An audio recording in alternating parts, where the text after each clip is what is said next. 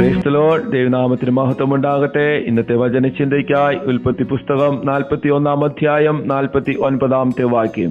അങ്ങനെ യോസഫ് കടൽക്കരയിലെ മണൽ പോലെ എത്രയും വളരെ ധാന്യം ശേഖരിച്ചു വെച്ചു, അളപ്പാൻ കഴിവില്ലായ്കയാൽ അളവ് നിർത്തിക്കളഞ്ഞു. ഈ വാക്യത്തിൽ നാം കാണുന്നത് ദൈവം യോസഫിന് നൽകിയ അതിശയകരമായ ജ്ഞാനവും കാഴ്ചപ്പാടുമാണ്. സ്വന്തം കുടുംബത്താൽ ഉപേക്ഷിക്കപ്പെട്ടിട്ടും യോസഫ് തന്റെ ദർശനം മുറുകെ പിടിച്ചു. അതിന്റെ ഫലമോ ദൈവം അവനെ മിസ്രൈമിലെ പ്രധാനമന്ത്രിയാക്കി ഉയർത്തി. ഈജിപ്റ്റ് ദൈവജനത്തിന്റെ വാഗ്ദത്ത ദേശമായിരുന്നില്ല, എങ്കിലും ദൈവത്തിന്റെ വലിയ രക്ഷാപദ്ധതിക്ക് തുടക്കം കുറിച്ചത് അവിടെ നിന്നാണ്. യോസഫിന്റെ വാക്കുകൾ കേട്ട് ഈജിപ്തിലെ ജനം തയ്യാറെടുത്തു.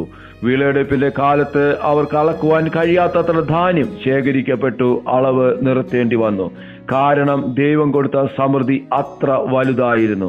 ഈ അളവില്ലാത്ത സമൃദ്ധി ക്ഷാമകാലം വന്നപ്പോൾ ഈജിപ്തിന് മാത്രമല്ല, യോസഫിന്റെ കുടുംബത്തിനും ലോകത്തിലെ അന്യജാതിക്കാർക്കും ഒരുപോലെ അനുഗ്രഹമായി മാറി.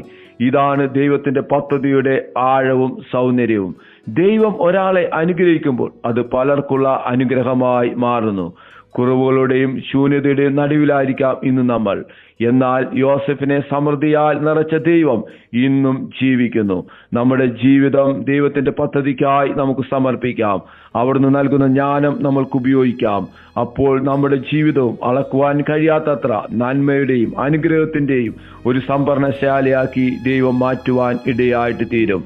നമ്മൾ സന്തോഷിക്കുന്നതിനോടൊപ്പം നമ്മുടെ ജീവിതം മറ്റുള്ളവർക്ക് പ്രത്യാശയും ആശ്വാസം നൽകുന്ന ഉറവയാക്കി കർത്താവ് തീർക്കുവാൻ ഇടയായിട്ട് തീരും.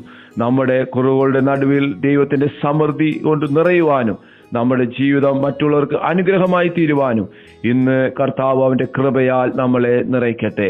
അതിനായി നമുക്ക് ഒരുമിച്ച് ഈ പ്രഭാതത്തിൽ പ്രാർത്ഥിക്കാം. സ്വർഗീയ പിതാവേ, ഞങ്ങൾ ഒരുമിച്ച് പ്രാർത്ഥിക്കുന്നു. യോസഫിനെ അങ്ങ് ഒരുക്കിയതുപോലെ ഞങ്ങളെയും നിന്റെ പദ്ധതിക്കായി ഒരുക്കണമേ എന്ന് ഞങ്ങൾ പ്രാർത്ഥിക്കുന്നു.